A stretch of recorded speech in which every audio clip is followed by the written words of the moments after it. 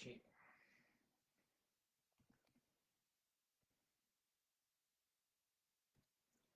जी वे live. अस्सलाम वालेकुम।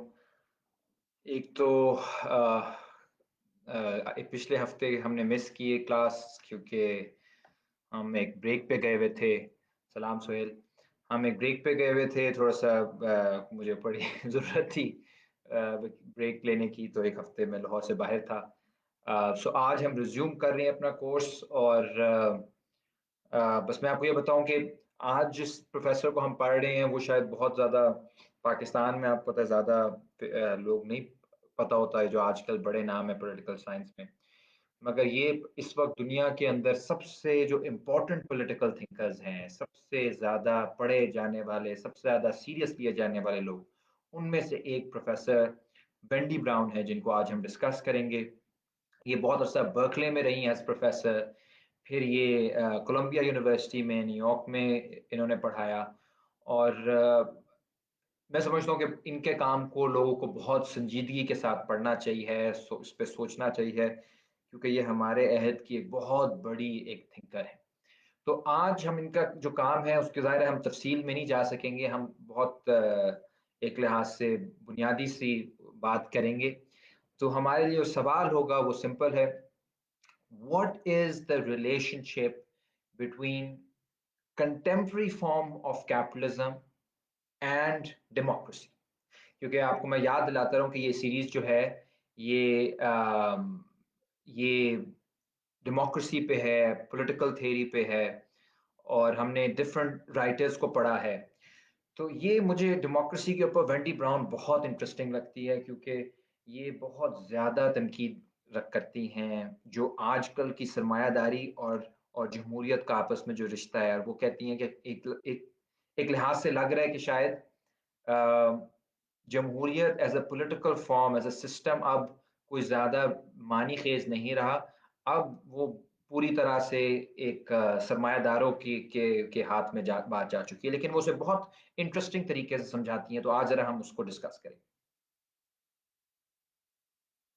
बाकी मुझे उम्मीद है आप लोग पढ़ रहे भी हैं। मैं ये रिमाइंड करा दूं कि खुद खुद भी थोड़ा सा पढ़ने की कोशिश करें, क्योंकि जो मैंने पहली पोस्ट की थी उसमें मैंने रीडिंग्स दी थी। मैं फिर से दे दूंगा, लेकिन जितना आप पढ़ेंगे उतना आपको ज्यादा इसमें इंटरेस्ट आएगा। अच्छा अच्छा, हम स्टार्ट करते हैं अपनी कहानी 1980 से। थोड़ा सा मैं आपको हिस्टोरिकल बैकग्राउंड दूंगा और फिर हम थ्योरी पे आएंगे। 1980s के अंदर दुनिया भर के अंदर एक बहुत बड़ा डेट क्राइसिस आता है, जो जिसकी शुरुआत 73 से होती है, 73 से। और वहां से लेकर 80s तक बहुत सारी दुनिया में इकोनॉमिक कोलैप्स की बात होती है। न्यूयॉर्क बैंकरप्ट हो जाता है, और ये कोलैप्स सोवियत यूनियन में भी हो रहा होता है, ये कोलैप्स अमेरिका में भी हो रहा होता है। तो एक ग्लोबल फाइनेंशियल क्राइसिस मौजूद होता है। इसका हल ये निकालती है अमेरिकी हुकूमत। क्यों कहती है कि यार देखिए, मसला ये है कि जो हुकूमतें हैं वो बहुत ज़्यादा पैसा खर्च रही हैं वेलफेयर के ऊपर, यानी एजुकेशन फ्री या करने की कोशिश कर रही हैं, या वो अस्पताल फ्री दे रही हैं, या जैसे पाकिस्तान जैसे मुल्कों में होता था कि आप इंडस्ट्री को बहुत ज़्यादा मराद दे रहे हो ताकि मुकाबला कर सकें बैरूनी इंडस्ट्री का। तो ये जो बहुत ज़्यादा पैसा हम लगा रहे हैं पब्लिक सेक्टर पे, इसकी वजह से ये बहरान सर आया है। इतने हमारी आमदन नहीं जितना हम हमारा खर्चा है। तो अब हमें क्या करना है? हमें ऑस्टेरिटी करनी है, जिसका मतलब है कि हमें हमें अपना खर्चा कम करना है। और इस काम के लिए उन्होंने वो सामने लेकर आए अमेरिकी हुकूमत वर्ल्ड बैंक और आईएमएफ को, दो मालियाती इदारे, जिन्हें ये जिम्मेदारी सौंपी गई कि उन्होंने सारी दुनिया में नई एक तर्ज की मईशत कायम करनी है, जिसमें अ, खर्चा कम हो और मुनाफा ज्यादा हो, ताकि रियासत के ऊपर से बोझ कम हो जाए। और 1980 में सारी दुनिया के लीडर और बड़े बड़े फाइनेंशियल इंस्टीट्यूशंस आपस में मिलते हैं और वो एक मुआहदा करते हैं, जिसको बाद में कहा जाता है वॉशिंगटन कंसेंसस। और आज भी हम वॉशिंगटन कंसेंसस के अंदर रह रहे हैं। और तो अब सवाल यह है कि वॉशिंगटन कंसेंसस क्या है? वॉशिंगटन कंसेंसस बहुत सिंपल था कि आपने बेसिकली अपनी जो मईशत है उसको प्राइवेटाइज करना है। आपने जो अपनी बैंक्स हैं उनको डीरेगुलेट करना है, वो जिसे चाहें कर्जा दें। तो जाहिर है फिर अक्सर वो इंडस्ट्री को देने के बजाय वो रियल स्टेट में देंगी, जो अमेरिका में हुआ। आपने हेल्थ और एजुकेशन पे फजूल खर्ची नहीं करनी, और आपने कॉरपोरेशंस को, बिजनेस को सपोर्ट करना है ताकि वो इन्वेस्टमेंट ज्यादा करें, बिजनेस को फैसिलिटेट करना है। इसका आइडिया था कि ये ये एक बहुत एक बड़े इकोनॉमिस्ट थे यूनिवर्सिटी ऑफ शिकागो के, मैं भी वहीं से पढ़ा हुआ हूँ, लेकिन मुझे वो शख्स बिल्कुल पसंद नहीं है। लेकिन पहले बहुत बड़े इकोनॉमिस्ट थे, उनका नाम था मिल्टन फ्रीडमैन। वो उनका मानना था कि अगर हम सप्लाई साइड यानी हम जो इंडस्ट्री है उसके ऊपर उसको फैसिलिटेट करेंगे तो वो ज्यादा सरमायाकारी करेंगे। ज्यादा सरमायाकारी होगी तो फिर ज्यादा नौकरियां पैदा होंगी, ज्यादा नौकरियां पैदा होंगी तो ज्यादा खानदान खुशहाल होंगे। तो इसको कहता था ट्रिकल डाउन, ऊपर से कतरा कतरा जो है नीचे तक आएगा, ट्रिकल डाउन होगा। हकीकत में क्या हुआ उस पर अभी हम बात करते हैं। और इस सब को करने के लिए जरूरी था कि अगर आपने ये सब चीजें करनी है, अगर आपने ना सिर्फ अमेरिका के अंदर बल्कि आपने तीसरी दुनिया के अंदर ये इस तरह की पॉलिसियां नाफिज करनी है, तो फिर आपको लेबर की ताकत को तोड़ना पड़ेगा। तो यूनियन जो है ये बुरा लफ्ज बन गया। ट्रेड यूनियन हो, लेबर यूनियन हो, आपकी स्टूडेंट यूनियन हो, ये वो टाइम पीरियड है 1980s 70s 80s, जब ये पाबंदियां लगी सारी दुनिया में। पाकिस्तान में भी स्टूडेंट यूनियन पे उसी टाइम पे पाबंदी लगी 1984 में।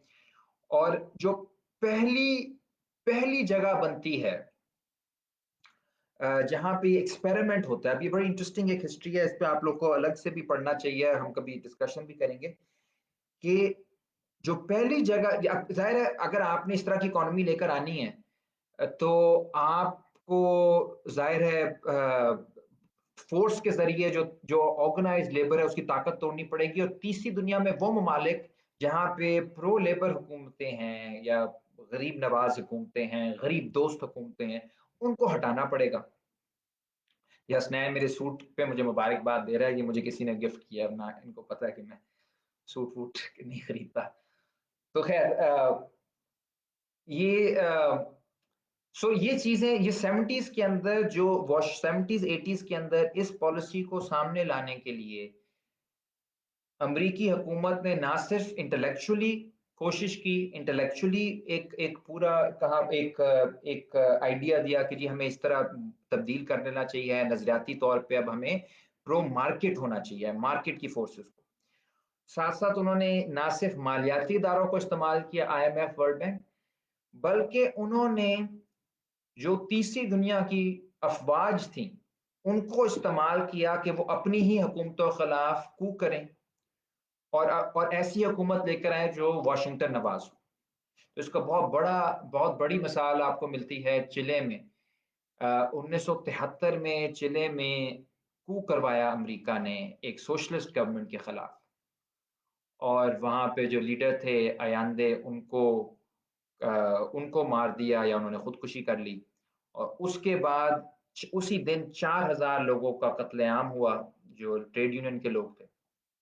और उसके बाद ये एक नई किस्म की एक इकोनॉमिक पॉलिसी उनके ऊपर नाफिज की गई, जिसमें चिले में एक डिक्टेटर आया, एक आमर, जिसका नाम था जनरल पिनोशे। और उसने पॉलिसियां नाफिज की जिसको शायान अली इलाही साहब रेगनॉमिक्स कह रहे हैं, बिल्कुल यही है। और उनको उस इकोनॉमिक पॉलिसी के जरिए कहा गया कि आप अपनी बड़ी बड़ी कंपनियों को, जो रियासत की कंपनियां हैं, उन्हें प्राइवेटाइज करें और अमरीकी सरमाया के हवाले करें, अपने स्कूलों की फीसें बढ़ाएं, अपने अस्पतालों को प्राइवेट करें, और इस तरह की सारी चीजें जो हैं उनको आप जो रियासती कंट्रोल से निकालें। तो एक बड़े पैमाने पे तब्दीली की बात हुई आईएमएफ और वर्ल्ड बैंक के अंदर, और वर्ल्ड बैंक के जरिए, और उसका जो मेन जरिया बनी वो तीसरी दुनिया के ममालिक की जो अफवाज थी। और एक टाइम पे कहा जाता था कि अमेरिका में इसलिए क्यों नहीं होता क्योंकि वहां पे अमेरिका की वॉशिंगटन में अमेरिका की एम्बेसी नहीं है। तो क्योंकि ये जो अमेरिकन एम्बेसीज थी, चाहे पाकिस्तान हो, चाहे चाहे चिले हो, चाहे आपके ब्राजील, अर्जेंटीना, इन तमाम ममालिक में जो यूएस एम्बेसी थी वो बहुत अहम रोल अदा करती थी ये मिलिट्री कूस करवाने के लिए। सो बिल्कुल जो हानिया कह रही है 70s 80s का ये पाकिस्तान की तरह आपको लगेगा। और फिर ये प्राइवेटाइजेशन की गई और बंदे मारे गए, गायब किए गए पाकिस्तान के अंदर। कई ट्रेड यूनियन के लोगों को उठाया गया 80s के अंदर जब जनरल जियाउल हक आए थे, और बहुत सारे लोगों को कोड़े मारे गए। यानी ये वो तारीख है जिसके जरिए न्यू लिबरल इकोनॉमिक्स को, इसको कहते थे नियो लिबरल इकोनॉमिक्स या नियो लिबरलिज्म, कि ये इस तरह की लिबरलिज्म है जिसमें मार्केट को आजाद करेंगे। मार्केट आजाद होगी तो इंसान भी आजाद होगा। तो उम्मीद ये थी इन सब की कि हम अभी जुल्म बेशक कर रहे हैं, लेकिन इसकी वजह से सरमायाकार जो है उनका कॉन्फिडेंस बढ़ेगा, वो पैसा ज्यादा लगाएंगे। जब वो पैसा ऊपर ज्यादा लगाएंगे तो नीचे नौकरियां ज्यादा बनेगी, जब नौकरियां ज्यादा बनेगी तो खुशहाली आएगी। तो आहिस्ता आहिस्ता करके सारी सारी पूरे पूरे माशरे को इससे फायदा होगा। हुआ असल में क्या, आज हमें मालूम हो रहा है कि एक्चुअली पूरी दुनिया में इस वक्त हजारों इस तरह के, चंद हजार लोग हैं, और अगर आप एक ऑक्सफैम की स्टडी लें तो 8 खानदान हैं जिनके पास 50% वसाइल हैं दुनिया के। 50% वसाइल 8 लोगों के पास, और 50 से ज्यादा लोग जो हैं वो $2 पे रह रहे हैं, यानी दिन के $2। तो ये इसके बजाय कि सब ऊपर जाते, चले एक को ज्यादा हो जाता है, एक थोड़ा सा कम हो जाता है, बहुत सारे ऐसे लोग हैं जो कि जिनके लिए बहुत ज्यादा मुश्किलात हैं। यानी ये इसे कहते हैं अनइवन अनइवन डेवलपमेंट। सो अभी आजकल में एक साउथ एशिया के ऊपर भी एक रिपोर्ट आई है, मैंने भी उस पर एक चैप्टर लिखा है पाकिस्तान के हवाले से। इनइक्वालिटी जो है वो तारीखी तौर पे सबसे ज्यादा है बड़े सगीर के अंदर और दुनिया के अंदर भी। और उसकी वजह से उसके फिर अपने एक मसाइल है, हम इसके ऊपर जो ये इनक्वालिटी है उसके ऊपर फिर कभी करेंगे। और दो इंटरेस्टिंग कमेंट्स भी आए हुए हैं, एक इंडिया के हवाले से हमजा का है और एक हादिया का है। इंडिया इंडिया ने भी उसी टाइम पे 89-90 में ये न्यू लिबरल पॉलिसीज अपनाई। उस वक्त एक इनके फाइनेंस मिनिस्टर थे जिनका नाम था मनमोहन सिंह, जो बाद में वजीर आजम बन गए। तो उनकी पॉलिसी को कहते थे मनमोहन मिक्स। उन्होंने इंडियन इकोनॉमी को ओपन किया। अगर आपको याद हो 1980s की, अगर 70s 80s की आप फिल्में देखी हैं, अगर आप मेरी तरह बोरेंगे तो आपको नजर आएगा कि अच्छी गाड़ियां नहीं थी, बड़े बंगले नहीं थे। और आपने बॉलीवुड के अंदर भी नोटिस किया होगा कि जो हीरो होते थे वो अक्सर जो जो अमिताभ का 70s का कैरेक्टर है उसे कहते थे एंग्री यंग मैन, कि वो गुस्से में है और वो जो लोगों का, आम आवाम का गुस्सा था उसको चैनल करता था। जब ये शिफ्ट आया है 90s के अंदर, मनमोहन सिंह की पॉलिसीज के बाद और न्यू लिबरलिज्म के बाद, उस वक्त एक नई पूरी बड़ी मिडिल क्लास बनी है जिसको शौक है कि वो अ, ने इस तरह की चीजें देखें जिसके ऊपर कंजम्पशन ज्यादा की जा सके, या बाहर के सीन्स हो या ट्रैवलिंग हो। और वो एक नया तरह का हीरो आया जो फिर अगर आपको याद हो मूवी दिलवाले दुल्हनिया, उसमें जो हीरो है वो बहुत अमीर है, उसको किसी चीज के बारे में कोई फिक्र नहीं है, और उसका वाहिद इंटरेस्ट जो है वो जो हेरोइन है वो है, जिसके पीछे वो पंजाब जाता है। वैसे फिर इस तरह का बंदा 70s के अंदर विलन होता। सो ये एक एक बड़ा शिफ्ट आया है, कल्चरल, इकोनॉमिक, पॉलिटिकल, सोशल। और it's also a shift in what we desire. You know, like हम 70s में डिजायर था to be to desire angry young man.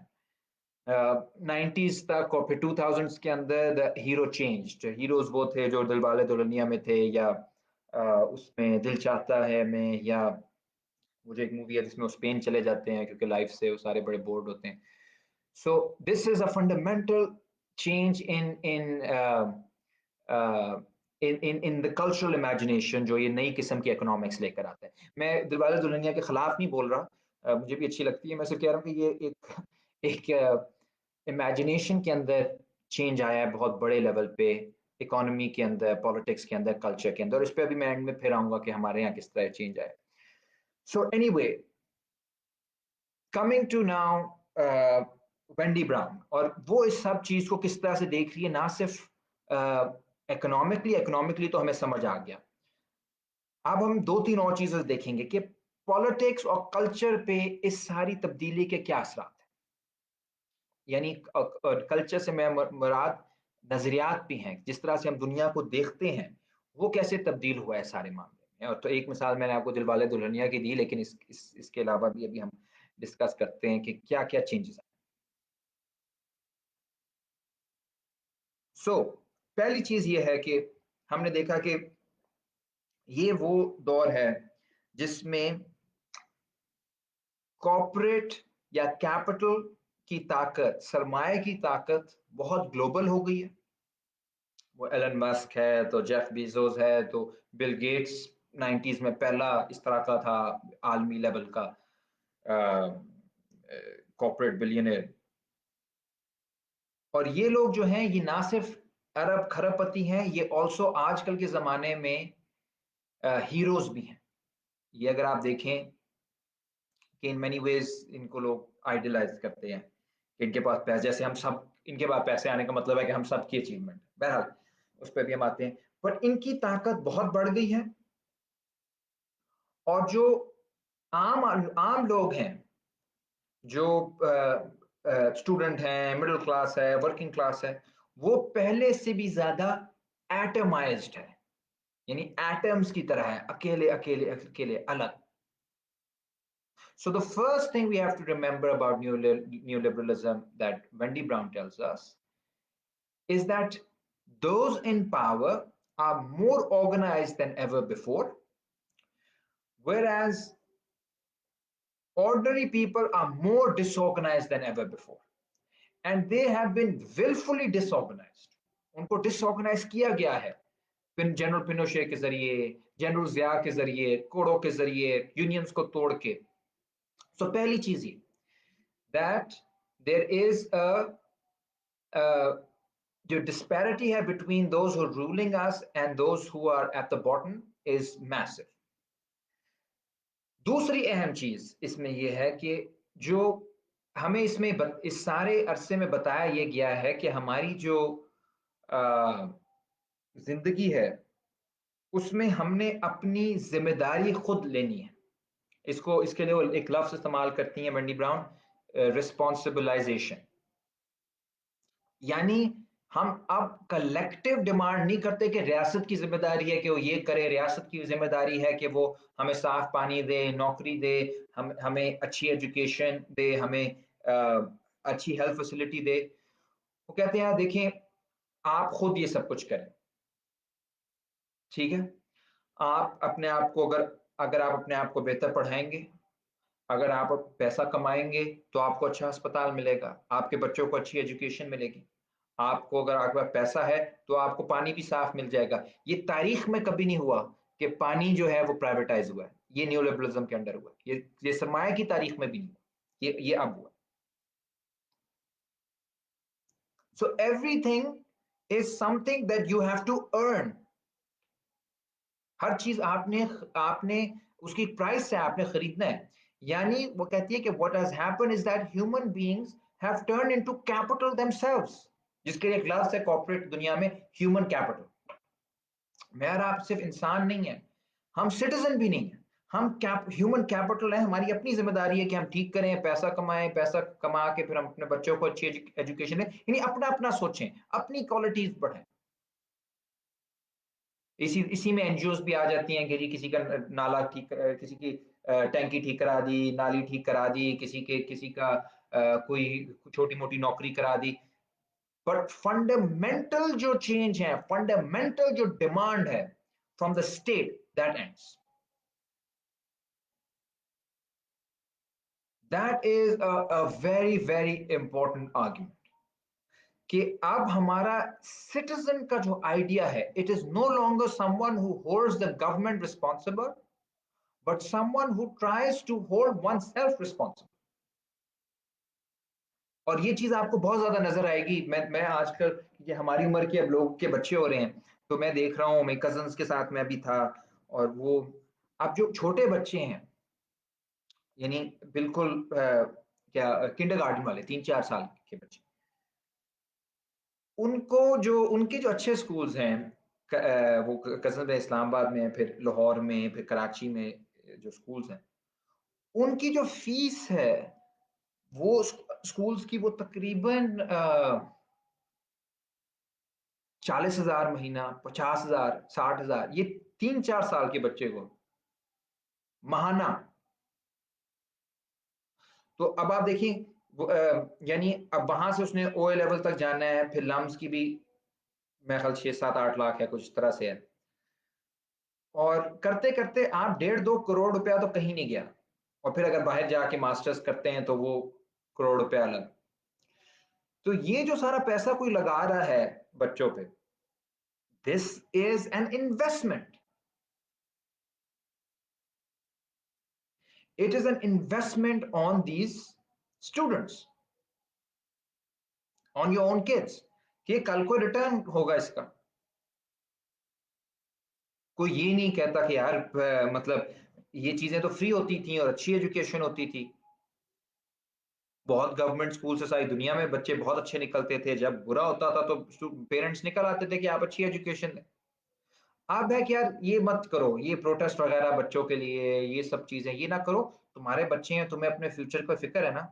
तुम इंडिविजुअल हो, तुम एटमाइज्ड हो, तुम अकेले हो, तुम्हारी जिम्मेदारी है, तुम अपनी जिम्मेदारी, अपनी फैमिली की जिम्मेदारी लो बस। ये कहने में बात बड़ी छोटी लगती है, मगर अगर आपने रूसो वाला लेक्चर सुना था या पुराने कोई भी लेक्चर, जो बुनियाद है सिटीजनशिप की वो खत्म हो गई। Every man and woman for his और हरसेल्फ। अब कोई कलेक्टिव की सेंस नहीं रही। अब वो अलग, और वो अलग बात है, अभी हमने नहीं की कि जिसके ऊपर 2 करोड़ 3 करोड़ जिस बच्चे के ऊपर निकलेंगे उसने माशरे के बारे में क्या सोचना है।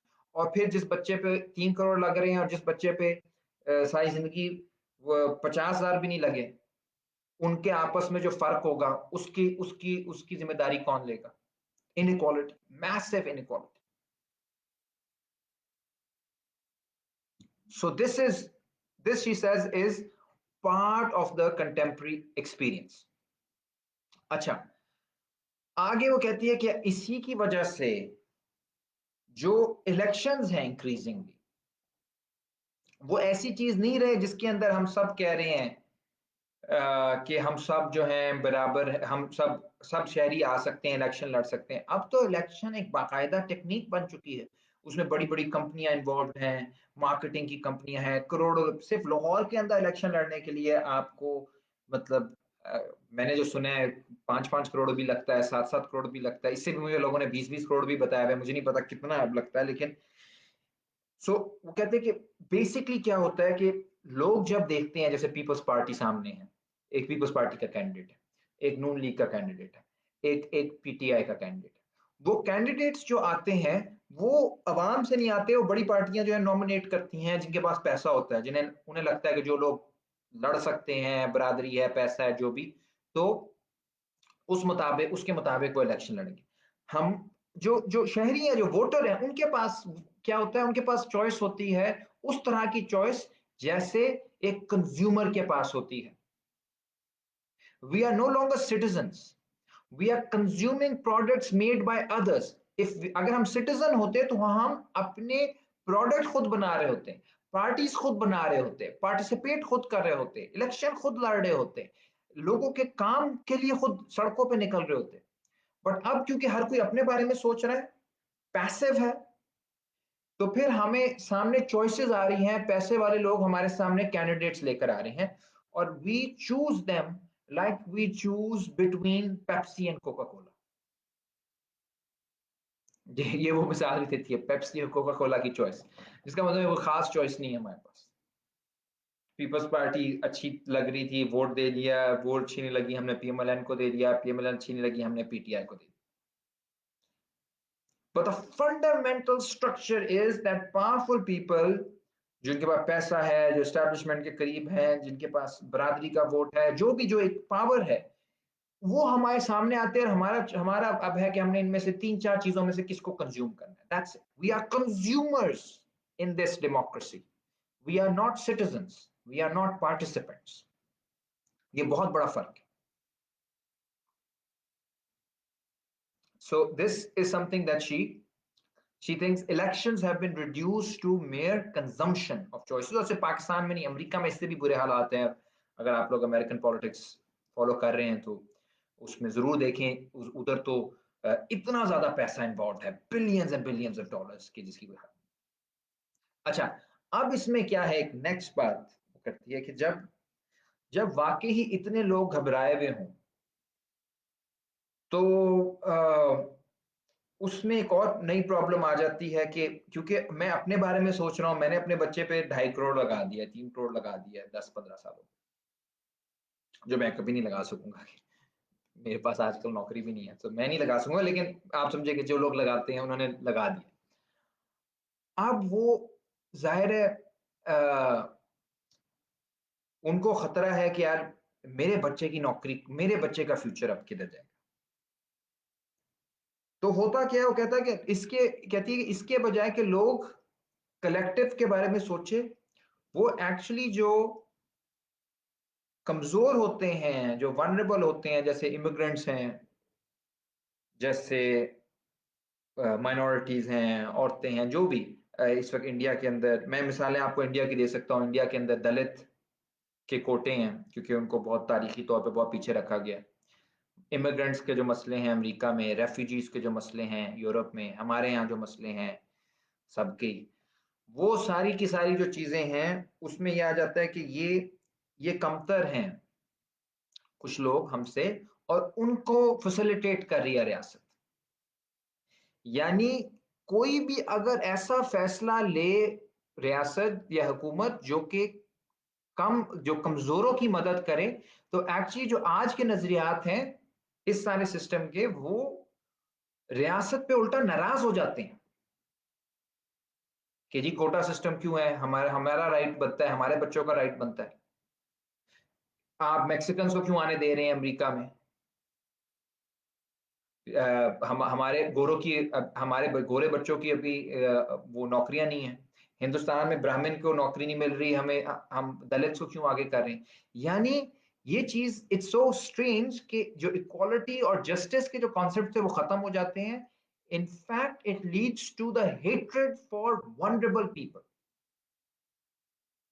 और इसकी बदतरीन मिसाल आपको आज यूरोप में मिलेगी, जहां पे अच्छे खासे पढ़े लिखे लोग जो हैं वो नफरत करते हैं रेफ्यूजीज से। यानी जब बच्चे ग्रीस के अंदर, टर्की के अंदर जो समंदरों से लोग आ रहे हैं, अपने बच्चों को ला रहे हैं और डूब गए, बच्चे डूब गए, उनकी तस्वीरें देख के कहते हैं कि अच्छा हुआ मर गया, ये हमारी नौकरी छीनने आ रहा था। सो आप देखें कि इंसान को साइकोलॉजिकली कितना डैमेज कर दिया है इस सिस्टम ने, कि वो किसी भी अपने से अलग किसी भी किस्म के शख्स के साथ रिलेट ही नहीं कर पाता। बिल्कुल मफलूज, यानी एक तरह से मैं तो कहूंगा ज़हनी तौर पे मफलूज हो गया इंसान। This level of hatred for the weak, this is part of the system, which leads to the other point, next point, जिसको कहती हैं कि यहां पे मसला एक आ जाता है कि the system is geared towards securitization। Securitisation क्या हुआ, कहती हैं कि जब हर कोई एक दूसरे से टूटा हुआ है, इसका मतलब है कि एक दूसरे से लोग खौफजदा हैं। The only thing that's common between me and you is that we both are afraid. Fear of the other, fear of difference, और इस तरह की जब स्टेट्स के अंदर, सिस्टम्स के अंदर एक और मुसीबत हो जाती है कि जो भी जो भी चीज प्रिडिक्टेड ना हो, अनप्रिडिक्टेड कोई चीज हो जाए, जैसे एडवेंचर होता है, जैसे नए किसी चीज से मिलना, हाँ, किसी नए इंसान से मिलना जो आपके लिए नई दुनिया खोल दे, चाहे वो अ, आपके पॉलिटिकली हो, चाहे वो इश्क के हवाले से हो, चाहे वो आपका कोई नई एथनिक ग्रुप हो, नई हिस्ट्री हो, नया culture, this sense of adventure, उस सारी sense of novelty, sense of adventure से आज की रियासतें खौफजदा है। सो इंटरेस्टिंग बात यह है कि एक तरफ वो कहते हैं इनोवेशन, नॉवेल्टी, नई नई चीज, स्टार्टअप्स लेकर आए और चीजें करें। सो कहते हैं ज्यादा इन्वेस्ट करें, नई टेक्नोलॉजी, यानी एक तरफ इंसान, जो बायोजेनेटिक्स है वो तो इंसान की बायोलॉजी को चेंज कर रहे हैं, लेकिन अगर कोई गवर्नमेंट कॉलेज में जब मैं पढ़ाता था, वहां कोई पठान और पंजाबी लड़का मिलके कोई पॉलिटिकल एक्टिविटी, कोई रीडिंग सर्कल कर ले, तो वो कहते थे ये तो नाकाबिले कबूल है। कोई लड़की जो है वो अपनी मर्जी से शादी कर ले या जिंदगी बसर करने का फैसला कर ले, नाकाबिले कबूल। कोई गरीब शख्स आ जाए और उसकी दोस्ती हो जाए अमीर इलाके में, वो नाकाबिले कबूल। So technologically, from the point of view of capital, हर तरह की इनोवेशन अलाउड है, मगर समाजी रिश्ते जो हैं वो पहले से भी ज्यादा बदतर होते जा रहे हैं, उनमें तफरीक और तासुब बढ़ता जा रहा है। इसलिए आपको नजर आएगा कि हमारे जो शहर हैं, और सिर्फ हमारे नहीं, सारी दुनिया में शहर जो हैं, वहां पे सिक्योरिटाइजेशन बढ़ रही है, यानी चेक पोस्ट आ रहे हैं। उस मोहल्ले में जाना है, थोड़ा सा पैसे वालों का मोहल्ला है, चेक पोस्ट लगा दिया, उधर जाना है, चेक पोस्ट लगा दिया। किसका खौफ, किससे खौफ सदा है? हिंदुस्तान तो नहीं हमला करने वाला इन हाउसिंग सोसाइटीज। मैं कुछ साल पहले दिल्ली में था, वहां यानी 2016 में एक दोस्त की शादी थी, वहां पे भी यही कुछ। पाकिस्तान तो दिल्ली में हमला नहीं करने वाला, गुड़गांव एक जगह है, बस ऐसी। खतरा अपनों से है। खतरा ये है कि जिन लोगों से आप अपना फर्क रखना चाह रहे हो, जिन लोगों से आप तफरीक करना चाह रहे हो, आप उनके साथ इंटरमिंगल नहीं करना चाह रहे, क्योंकि टोटली आप आइसोलेटेड हो, आपको सिर्फ अपनी फिक्र है, आप एटमाइज्ड हो। Atomisation leads to fear of the other, fear of new encounters, fear of adventure, fear of love, fear of politics. ये सारी चीजें जो हैं ये पॉसिबल नहीं रहती जब आप इतने खौफजदा हो। सो सिक्योरिटाइजेशन का बढ़ना जो है ये एक एलिमेंट है इसका। लास्ट चीज जो जिसको मैं थोड़ा सा डिस्कस करना चाहता हूं वो ये है कि इस सारे सिस्टम में वो कहता है कि हमें कहती है कि हमें eventually eventually we fail to realise कि हम जो हमारे अपनी ख्वाहिशात हैं, हमारे अपने आइडियाज हैं, अपने अपनी हमारे जो नजरियात हैं, वो भी हमारे नहीं हैं, वो किसी और के हैं। इसका क्या मतलब है? एक बड़ी जबरदस्त उसने बात की, और ये और भी लोग करते हैं। और ये वो ट्रम्प के आने से पहले एक बात कर रही हूँ, कह रही कि यार अब तो ये हालत हो गई है कि मुझे अगर बचपन से ये बताया जाए कि तुम्हारा वाहिद मकसद है कि तुमने जिंदगी में आगे निकलना है, तुम्हें खतरा है दूसरों से, यानी अपनों से, पाकिस्तानियों से, अमेरिका में अमेरिकियों से, तुम्हें खतरा है जॉब का जो मामला है, दूसरे जो लोग आएंगे जॉब मार्केट में उनसे, यानी तुम खतरात से घिरे हुए हो। तो मैं मेंटली, जो मेरी ख्वाहिश होगी, मेरी जो ख्वाहिशात होंगी, वो मेरी फिर नहीं रहेंगी, वो सिस्टम ने जो मुझे दी है वो बन जाएंगी, कि मैं अरबपति बनूं, करोड़पति, जो भी उससे मेरा मुकाबला हो वो आगे ना निकल जाए। और वो एक बहुत बड़ी बात करती है, कहती है ऐसे माशरे के अंदर जहां हर बंदे का जो ख्वाहिश है वो आगे निकलने की हो, वहां पे अगर जमहूरियत भी आएगी, यानी इलेक्शंस भी होंगे, तो वो इवेंचुअली लोग जो हैं वो कलेक्टिव का सोचने के बजाय सिर्फ अपना सोचेंगे, जिसका मतलब है कि they will and up voting against the collective interest. वो फैशिज्म को वोट करेंगे। और ये हो रहा है इस वक्त सारी दुनिया में। ट्रंप, मोदी, एर्दोगान, पुतिन, मैं कहूंगा इवन पाकिस्तान के अंदर ये मामला बहुत ज्यादा। You and up hating yourself, your own collective interest, क्योंकि आपको अपनी सिर्फ अपनी पड़ी होती है, आप कलेक्टिव का सोच नहीं सकते। जैसे मुखबर होते हैं जो सिर्फ अपना सोच के आगे निकलने की कोशिश करते हैं, आप हर बंदा वो बन जाएगा। There will be no collective idea of collectivity, even our desires will be colonised. वो कहती है आज के लोग के जो हमारी जो ख्वाहिशात हैं, हमारे जो ख्वाब हैं, वो हमारे नहीं, हम ख्वाब भी किसी और के जी रहे। वो यहाँ वो एक जगह पे कहती है कि हमारे हम ये एक्चुअली एक और खातून है सुजैन बकमोरस, बहुत अच्छी बहुत बड़ी थेरिस्ट। कहती है हम ख्वाब भी अपने नहीं जी पाते, हम ख्वाब भी अपने बड़ों के जी रहे हैं।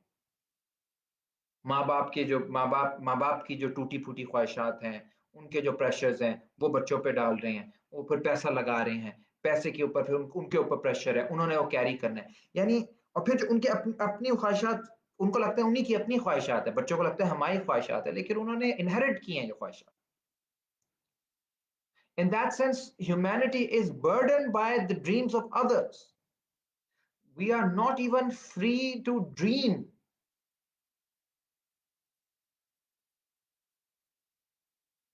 हमारे हमारे जो फ्रीडम के आज के हालात हैं वो ये हैं कि हम ख्वाब भी आजाद तरीके से नहीं देख सकते। This is the current situation of our of humanity. सब हम एंड की तरफ जाते हैं, और एंड ये है कि यार हमारी सिचुएशन इस तरह से है कि एक तरफ हमें ये कहा गया कि आप आजाद हो अपने आप को इम्प्रूव करने में, दूसरी तरफ रियलिटी ये है कि जो पावर आज है वो मेरे पास नहीं है, वो आपके पास नहीं है, वो कॉन्सेंट्रेटेड है बड़ी बड़ी कॉरपोरेशंस में, मिलिट्रीज के अंदर, सिक्योरिटी कंपनीज के अंदर, बड़ी बड़ी पार्टीज के अंदर।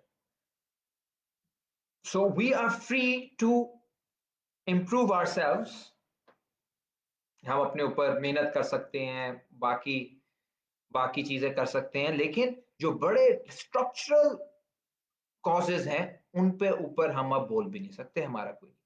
So the big question for us is, what does it mean to be free in a world in which all decisions for us, including the decision to nominate our desires, our dreams, are being made elsewhere by other people? तो इस ऐसे में freedom का क्या मतलब है? और दूसरा सवाल ये कि जहां पे हमारी ख्वाहिशात भी अपनी नहीं है, वहां पे क्या हम हकीकी मानों में कोई तनकीद भी कर सकते हैं किसी चीज पे? कि जहां हमें पता ही नहीं कि हम हमें जिस मैं हो सकता है मैं जो अभी बात कर रहा हूं वो भी मेरी बात नहीं है, वो भी किसी और की है। इस हद तक अगर सिस्टम हमारे अंदर आ चुका है तो फिर मुतबादिल की गुंजाइश किधर है? और वेंडी ब्राउन कोई इसका हल नहीं बताती, ये खुद आप लोग को सोचना पड़ेगा, मुझे भी सोचना पड़ेगा, लेकिन एक चीज जो वो कहती हैं अपने काम में बार बार, कि बहुत जरूरी है दो चीजें।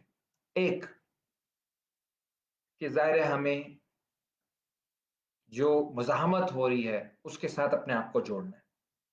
मज़ाहमत के अंदर आपको एक नई दुनिया का तस्वुर नजर आता है। Resistance is the point where an alternative world begins to emerge. So being close to points of resistance is important.